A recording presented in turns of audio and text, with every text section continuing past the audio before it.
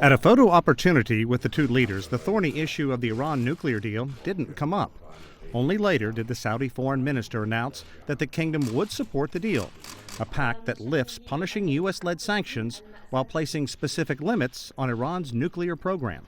The president explained and affirmed that the agreement prevents Iran from acquiring a nuclear weapon, has a robust and unprecedented inspections regime that includes inspections of all sites, including military and suspected sites. Aside from Iran, among the issues the sides will discuss include the ongoing strife in Yemen and its threat to neighboring Saudi Arabia, as well as the 4+ years of fighting in Syria, a civil war that has claimed nearly 250,000 lives and allowed ISIL militants to become entrenched in the region.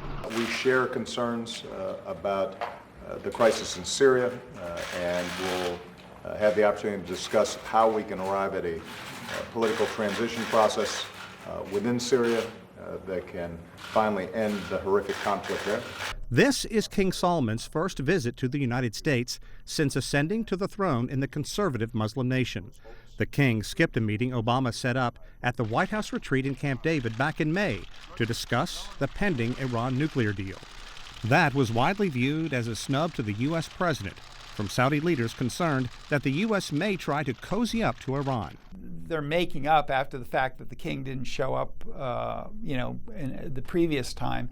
And I think they're saying, the Saudis are basically saying, well, we're going to accept this deal. Now, what are you going to give us? That payoff, Leland says, comes in the form of a $1 billion deal the Pentagon is working on to supply Saudi Arabia with more military hardware. Saudi Arabia doesn't like the nuclear deal with Iran, but basically has been forced to accept it. The Saudis have deep concerns that it will add some stability to the region, but recognize that President Obama has enough support in the U.S. Congress to get the measure approved. And that means there is nothing the Saudis can do to stop it. Sean Callebs, CCTV in Washington.